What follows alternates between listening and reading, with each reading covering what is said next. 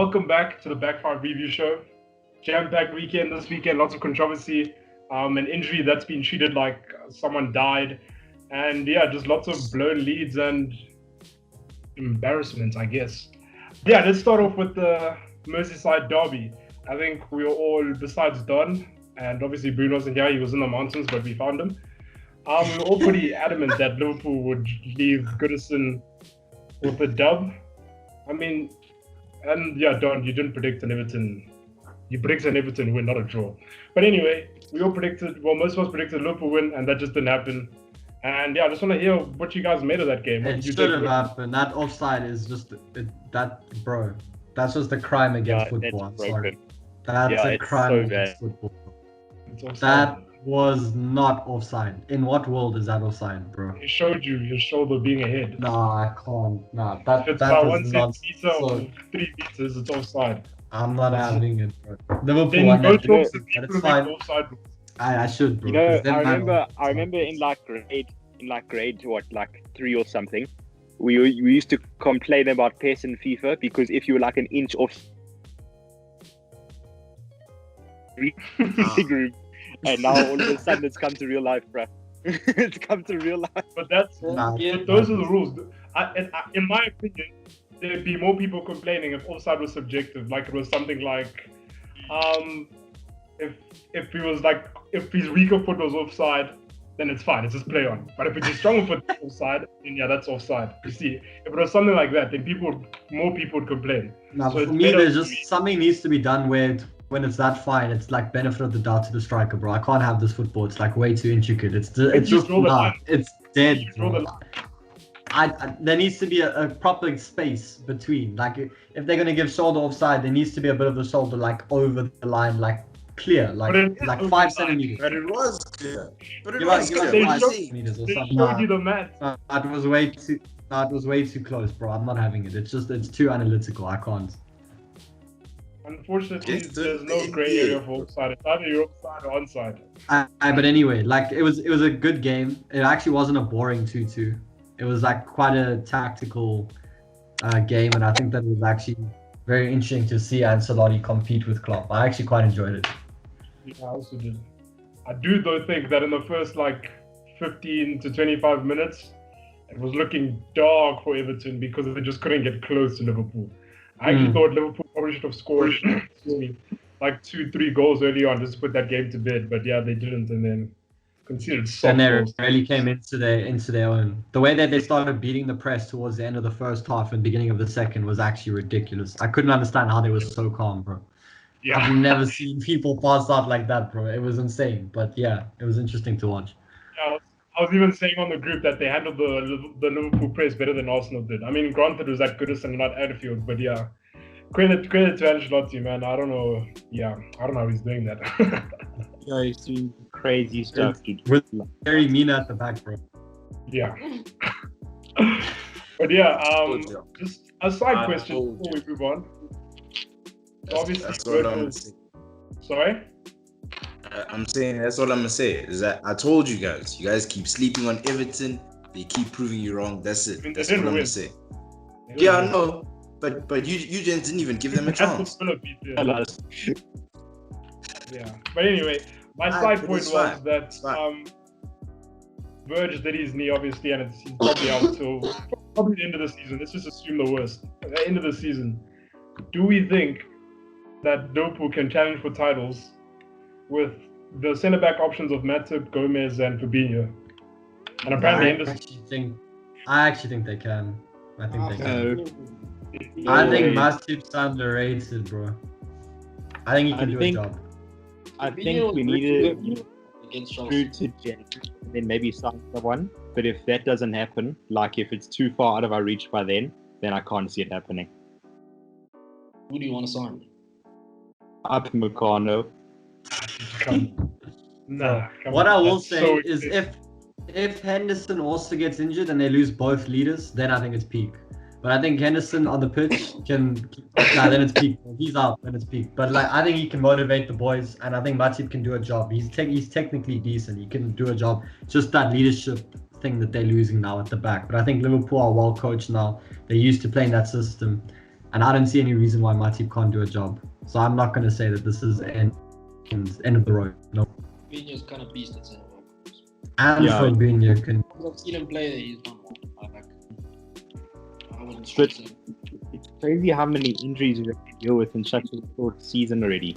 Like there was Henderson was out at the start. Trent was injured. He did play the rest of the games though, but he was injured coming into the season. Then Naby got COVID. Then Thiago got COVID. Then all these guys got COVID and they were out. And now Virgil and Matip was injured coming in, and Alisson got injured. And then it's like, bruh.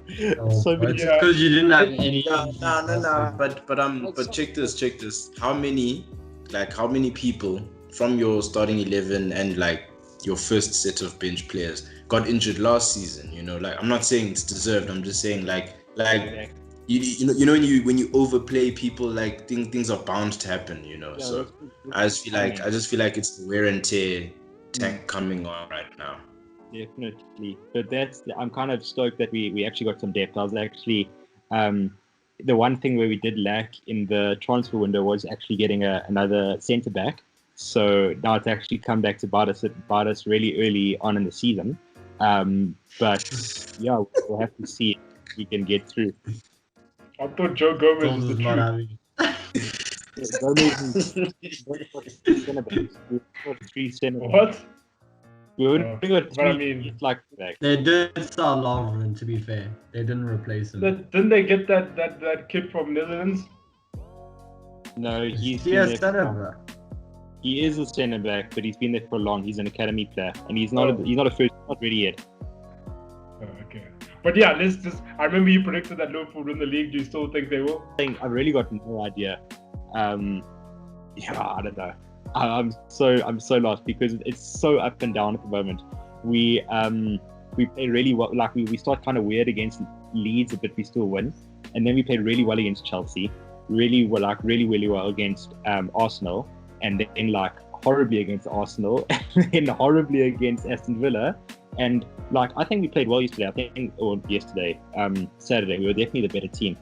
But yeah, and then we just. I mean, City haven't exactly lit the league up right now, so I think it's up in the air. I still think that it's anyone's game right now. I still think Liverpool have the better. I don't know. I think they can win, bro. Well, where did City that come I don't know from? what's happening. What do you mean? I still think. Where did that come from? Yeah, no. This guy's but then gone off City on decided bandwagon, to just no. be waste men, bro. Yo. I know. I'm being an idiot, but City have decided to be waste men, bro. So I don't know what's happening. I said City were gonna win. I'm not so sure. To win the league. I did. But I think now I'm wrong already. You know what else he said? There's no way United will finish below Arsenal. I mean, right now, let's still wait, bro. If we still have a game in hand. If we win that, we on level with them. So it's not as bad as I made it out, but it's still the key. But City also still have already written out their title challenge. Bro. Okay, speaking of top four, a key part of that top four race is Chelsea. Obviously, the new and improved Chelsea, the great old Chelsea. We've signed everyone we needed. We're going to win the league, Chelsea. Well, they blew a lead against Southampton at home this weekend. And yeah, just thoughts on that game and them blowing a lead and what that means. Bro, they need to change their shirt sponsor because that 3-3 thing is just that's a curse that I've never seen before, bro. They love that scoreline way too much. Curse, dude. It's Bro. definitely a curse. There's definitely something going on there, dude. That 3-3 scoreline is way too common for them, bro. No, they just suck. I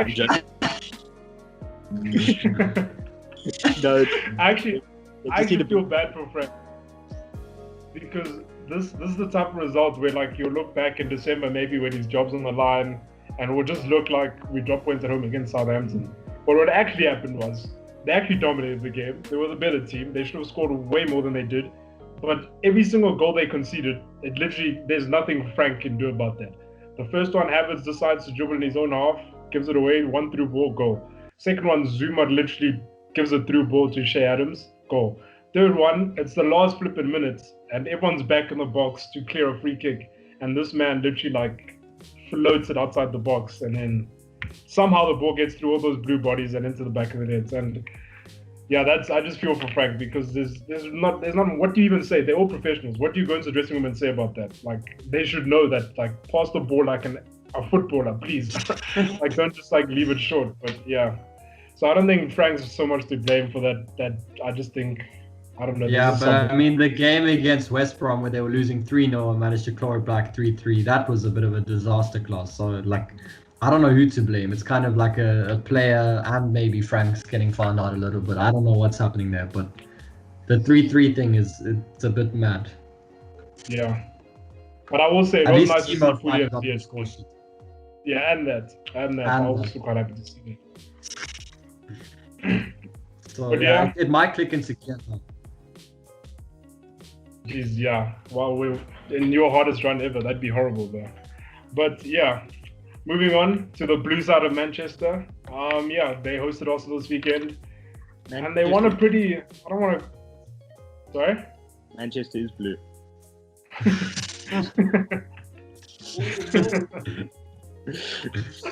But yeah, they hosted Arsenal this weekend, and I don't have an adjective for the game. It was a weird one. I don't want to say dull, because there was a lot happening. I mean, Pep ran like the weirdest formation ever, and only got one goal from it. It was...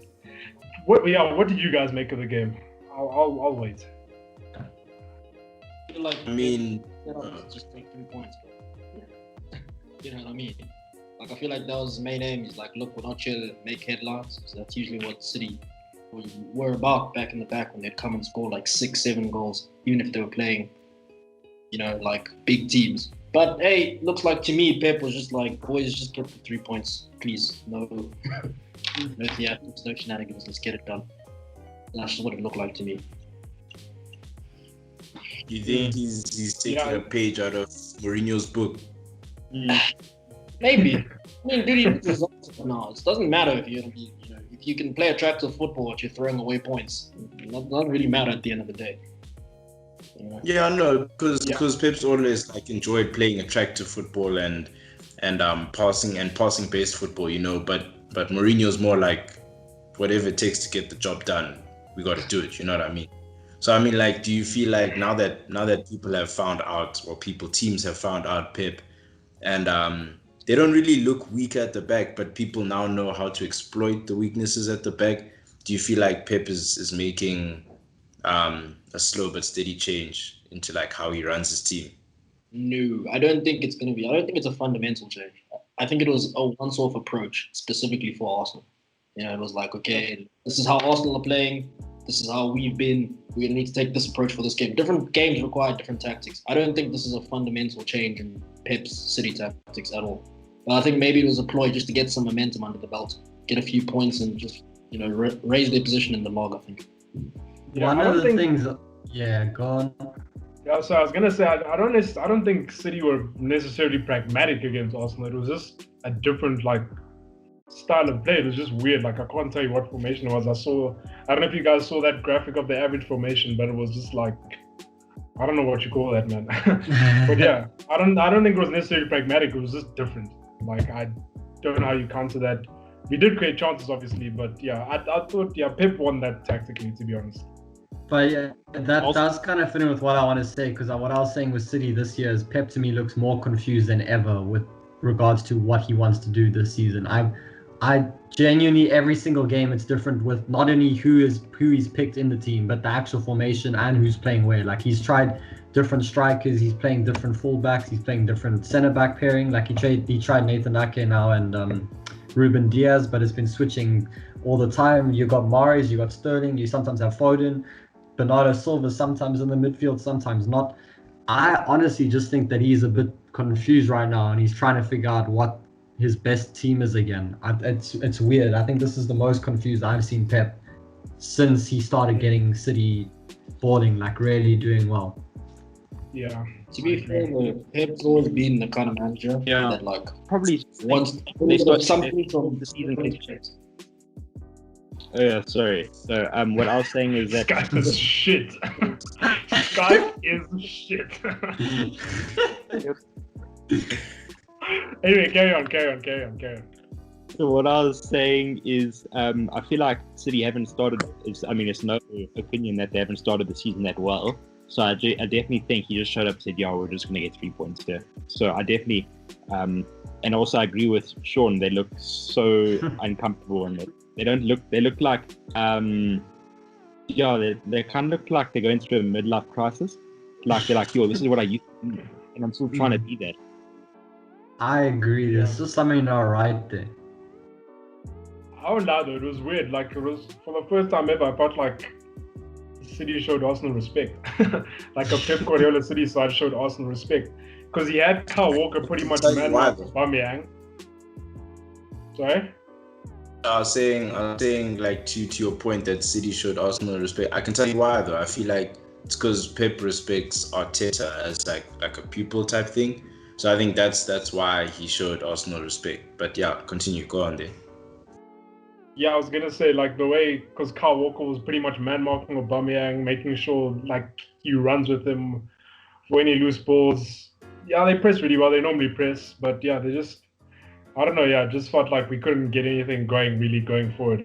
And when we did get in this final third, I've been saying this every week since the review show started. We just can't do anything of note in the final third. And on Thursday, I said we're gonna get chances against City, and we have to take them. Okay, because they will score. We're not going to keep a clean sheet. Bukayo Saka had a chance, didn't take it. Aubameyang had a chance, didn't take it. Now I'm not sure if they're offside or not. I don't remember if they gave them one or not. But yeah, we didn't take them, and then we lost 1-0. And it's almost like gutting. Like I get that it's at the Etihad, and we should be. A loss there isn't shameful, especially a 1-0 one. But like when you concede that early, and you kind of feel like your team didn't really go for it. Like we just. I just felt like we were happy with taking a 1-0 loss, really. But yeah, I hope that's something Arteta's going to work on, finding this balance between defense and attack. But yeah, I hope he sorts it out soon because it's going to be a problem. We can't just keep hoping for clean sheets and hoping we can get one long ball through to Aubameyang and win 1-0. We'll get found out very soon. That actually sounds like prime Ollie ball, to be honest. Man, like that. Get that ball deep, knock it to Rashford in behind, and take it from there. Anyway, speaking of Ollie ball, somehow I don't know how. I do not know how they scored 4 goals this weekend. Bro, that was the most weird 4-1 I've seen in my life. Like, honestly, I don't understand how we got 4. Game of football. I don't know how we got 4, honestly. I don't even know how we got 1 at one point. It literally looked like it should have been a 0-0 or 1-1 the whole game. But somehow, Donny came on and he just changed the game, bro. Dude. What did he do? What did he do though? Like, I feel like... No, Donny kind of got into the exact same positions Dan James got in, but he actually knows how to pass the football and he actually has a brain. So the gent like came on, he got into the positions, and then things started clicking a little bit. We were just passing a little bit quicker. If you look at the first goal we scored, so it was 1-1, then Donny came on, and we had that whole very quick counter attack with the interchange. And Donny had a very big role to play in that goal, and I think he was the catalyst and just helped get rid of that waste man Dan James.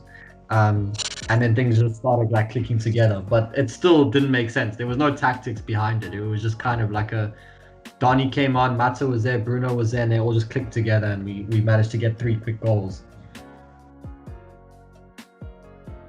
Yeah, the key word there that really pisses me off is counter.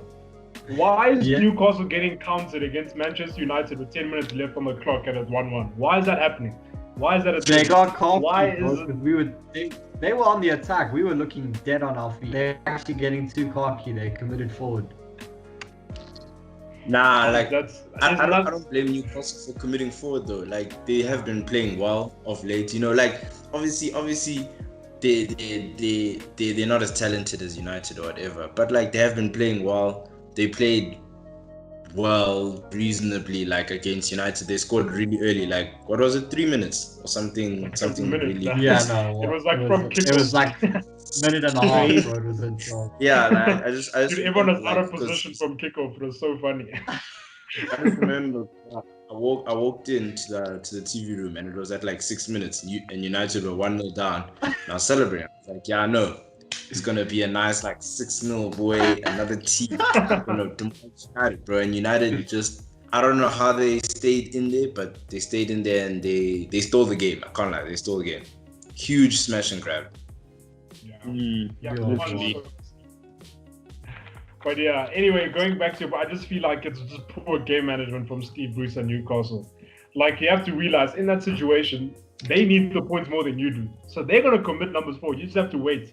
Even if it's just like, we're going to talk about it later, but how West Ham did it. You just have to wait for the right moment. Don't try too early. There was still 10 minutes left. Just hang in there. Get them to get desperate and send Maguire forward like he's Sergio Ramos or something, and then that's when you get them. But like, to get hit on the counter with 10 minutes left and then end up losing 4-1, it's not a good look. I won't lie. I don't think it's much for confidence as well. Nah, I agree with you. Yeah. It's a big 3 points for United though, considering what's coming up. So yeah, definitely, man. Bro, I don't even want the next 5 games on absolute madness. I might be in hibernation, bro. You might not see me on the show for the next 5 weeks. Literally like the coronavirus.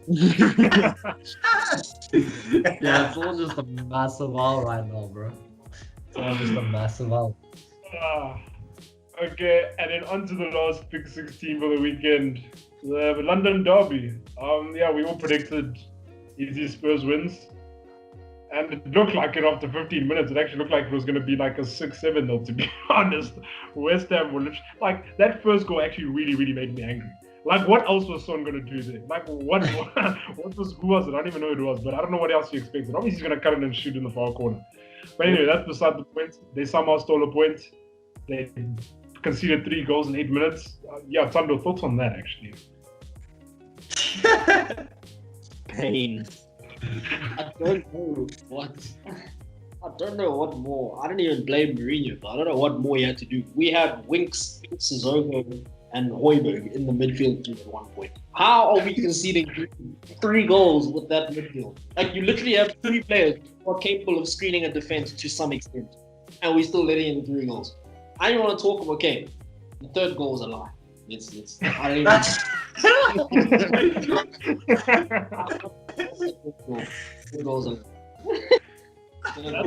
That's a 1 in like 1,000 type of hit, man. He's never doing that again. Nah. 100,000. Like, let alone the fact, what was it, 94th minute? No, guys. Yeah. It's not even, you wasn't even standing right now, no, guys. Easily. You wasn't even standing in like a nice position to like hit that. I feel like he had to adjust a bit and he just got an inch perfect. Like, I need that like to be analyzed by scientists. That was what is Sanchez. Know what goes through your mind, fucking diving header it into your own goal. I don't. that made me happy, bro. Nah. As a defender, right? I understand where he was coming from. The ball is too far for him to reach with his foot, right? Now, hear me out. And all he needs to do is make contact with it, because it came from this side. He just needs to make contact with it on the right side of his head. But he literally just mistimes it, and it hits like the left side of his head, and it goes in, bro. He was putting it there. I wouldn't lie, dude. But literally, if it moves like 2 centimeters on his head, bro, it's a good clearance, and everyone's like, oh, good clearance. You know what I mean? Yeah.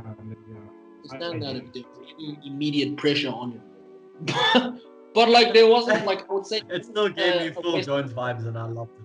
There wasn't a West Ham with at least half a meter. I don't understand how you do that when you're not even being like pressured on the ball or anything. You just literally just heads it into his own. Like, it was a good finish, but he heads it into his own net. Then no one tried to shoot it, bro. First goal conceded was terrible on our part. Set piece defending, Tom's right. We can't defend set pieces. We're horrible. I don't know what it is. Or it's just uncontesting the ball in the air. It's like, it's a lack of wanting it.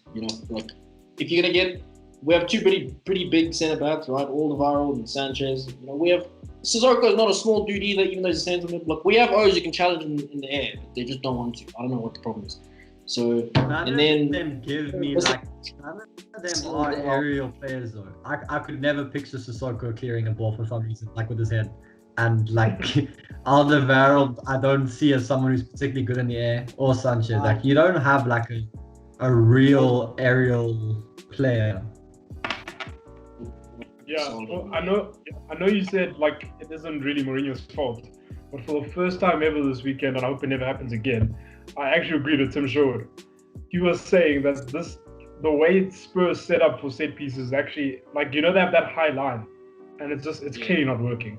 Like, it's just not working. I don't know if he doesn't have the personnel for it, or players don't understand it, or it's just too easy to, like, just beat. Because Liverpool also tried and also get beat a bit. But, like, it happened against Everton where Dominic Calvert-Lewin got a run on, easy goal. The first goal, I think, yeah, it was the first goal. Even the last goal where, like, the problem is with that is, like, if you have a high line, everyone's running that way. And everyone just naturally runs that way, especially in the last minute, because everyone just wants to clear the ball and make sure they put bodies in the way. So now everyone's running that way, so they can't get as much power when they're heading it out the box. So it just like sits there for Lanzini. Obviously, yeah, once in a lifetime strike, but that's not going to be the first chance they give away by defending with that high line. So I don't know. I feel like that's something Mourinho should look at. Start a bit deeper. Chelsea also started with the high line, and Zuma cost them. Yeah, I'm not a fan, and yeah, just something they should look at. But another thing they should be worried about is their home record. Yeah, they can't. Especially because they keep blowing leads at them, you know what I mean? They can't do that. Like, but another thing you could also argue is at 3-0 you should be trying to kill the game, and you shouldn't have a midfield of Sissoko, Winks and Højbjerg. You could bring on Bale and Suna and try go for the fourth, because if you get a fourth, it's over. Like, they're not getting back into it. Just one more goal and that game was done. Bro, I'm pretty sure 3 at 82 minutes is also over, bro. Like yeah, I mean, yeah, dude, that's what at 82 minutes is also over, bro. Like, at that point, you start bringing on like the youngsters, you know what I mean? Just like, or like the people who want to get match fit for this week, or you start saving your star players for Europe, because Europe's coming back this week and everything. Like, at 3-0, 82 minutes, bro, it was over, dude, because I stopped watching at like 70 and I came back and the lead's gone, bro. Like, I don't know. Oh, let me tell you something. Like I said, we had a midfield of Sissoko, Højbjerg, and Winks. On top of that, Bale had the opportunity to shut out the game.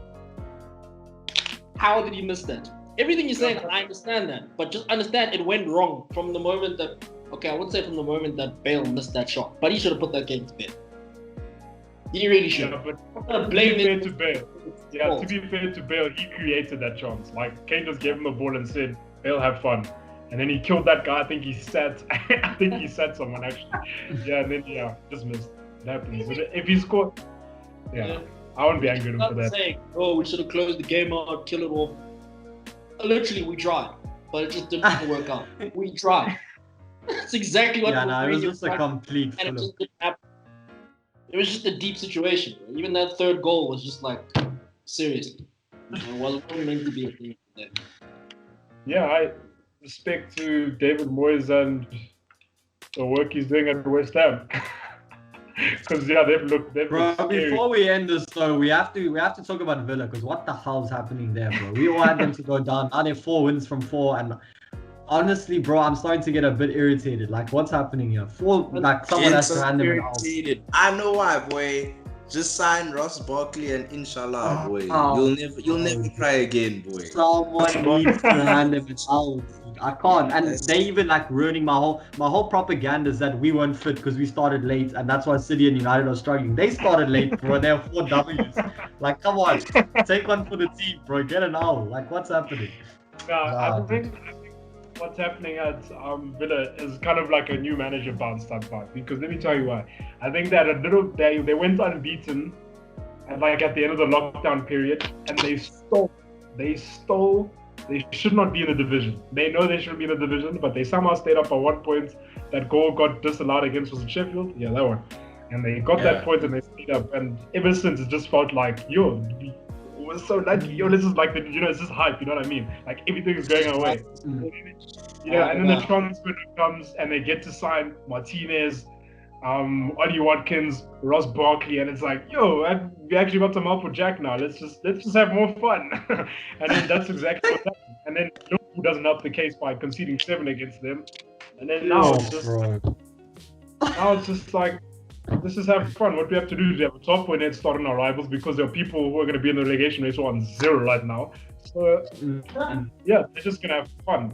And that's pretty scary because players like Grealish and Barkley, they just want to have fun. You know what I mean? They're those type of players. They don't want to be like pinned down to a system like Zaha is at Palace. But yeah, but if we're being honest, I don't think they're going to finish top half. Please Zaha. But yeah, I think my honest opinion of Aston Villa is that their ceiling is probably 14th, 15th. Yeah, no, they probably will fall off. I just want it to come sooner rather than later, bro. I'm just waiting for that owl. Like, can someone please hand it to them, bro? I'm begging. Okay, but their next game is at home against Leeds, so I don't think they're gonna slip up there.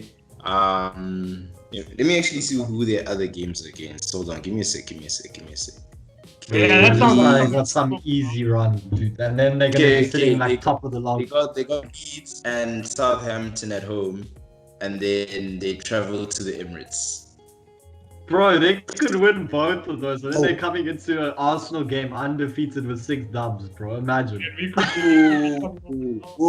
Wait, listen to this. It's Leeds, Southampton, Arsenal.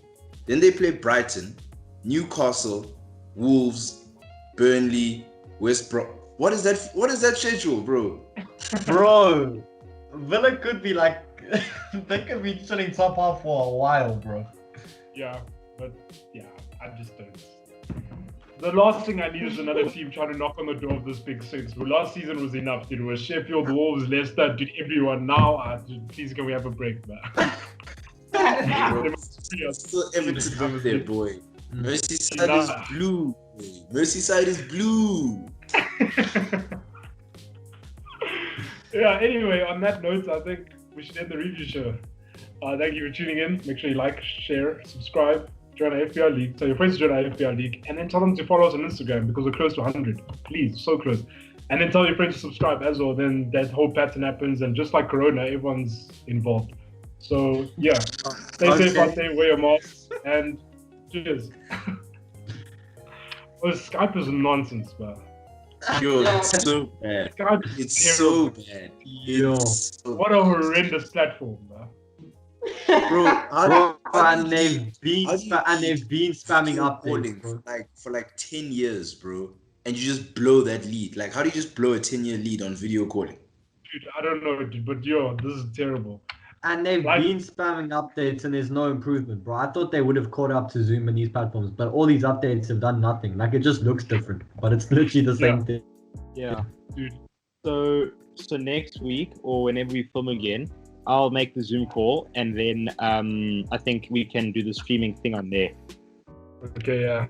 That'll be better because there's no lag when you speak, you know what I mean? Yeah, there's a lag and then people speak over each other. Also, I need to stop the recording.